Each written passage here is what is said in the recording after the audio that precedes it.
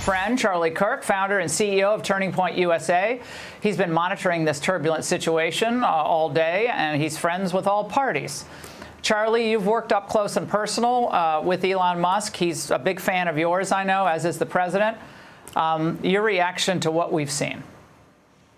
Yeah, it's been hard to watch today and unfortunate in some regards. And I love your take, which is both of these men deserve great credit for their contributions to help save civilization. Elon Musk bought Twitter, which of course became X a couple years ago, which liberated speech. And then, of course, President Trump built the most amazing political movement we've ever seen.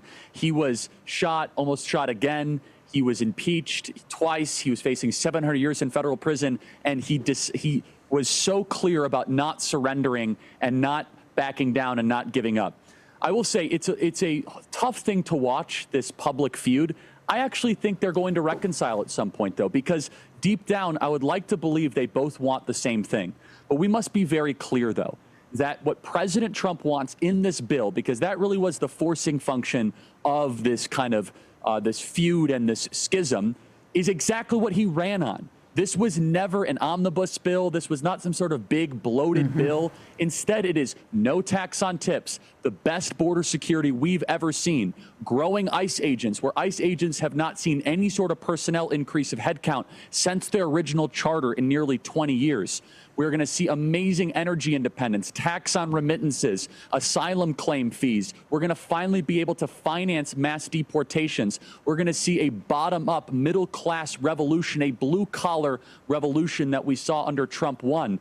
And I hope everybody understands here that, yes, we wish that we had more cuts. This bill still cuts hundreds of billions of dollars, $1.6 trillion total, but we only have a 3-seat majority in the House of Representatives. So you're starting to see a little bit of a collision. And that collision is healthy. I wish it was happening privately, where you have a small majority and politics is the art of the possible. President Donald Trump built this movement for 10 years. His supporters are not going anywhere. I hope that Elon and Trump reconcile. It'd be good for the country, and to do so privately.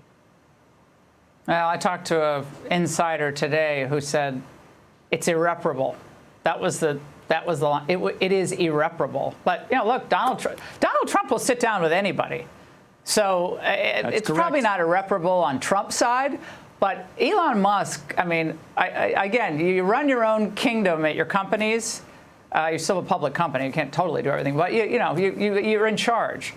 But look, Donald Trump's in charge, and Congress is Congress. So you gotta kind of you have to deal with the reality of what you have in front of you. Trump's a realist. He's and I love Rand Paul. Everyone loves Rand Paul, but Rand Paul ran for president. I don't know how many times, but if they want to try to run Rand Paul again, I mean, God bless them. I don't think that's going to work. But I want to get to this poll that Elon Musk put out there, Charlie. Asking his 220 million followers on X, is it time to create a new political party in America that actually represents the 80% in the middle? Now, Charlie, again, we both really respect so much of what Elon Musk has done and are grateful to him. But do you believe, Charlie Kirk, that 80% of America wants to start a new party with Elon Musk and not be part of the Trump coalition? No, are you going to have Karine Jean-Pierre go be the spokesperson? I mean, come on. Let's be honest about the stakes. I mean, come on. I mean, she said she's an independent now, allegedly, so maybe she can go be the spokesperson for this. Look, here's the thing. Elon knows this because Elon articulated it very well. This is a fight for Western civilization of existential importance. It is a question of identity, of whether we're going to be a country and not a colony. Are we going to have sovereignty, or are we going to have open borders? Are we going to have a shared history, or are we just going to be a multicultural, confused mess in the future? Are we going to have a robust economy with a middle class or not?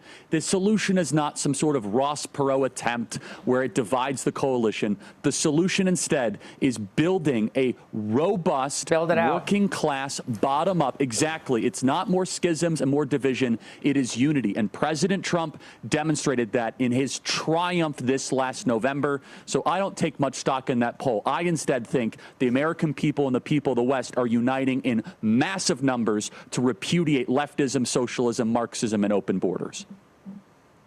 Well, Charlie, it'll be interesting to see what plays out. If I'm Donald Trump, I'm just disengaging. He has big challenges ahead for his administration, and we can just hope that Elon kind of comes around and sees the light and puts a lot of this to the side. Charlie, thank you very much. Hey, Sean Hannity here. Hey, click here to subscribe to Fox News YouTube page and catch our hottest interviews and most compelling analysis. You will not get it anywhere else.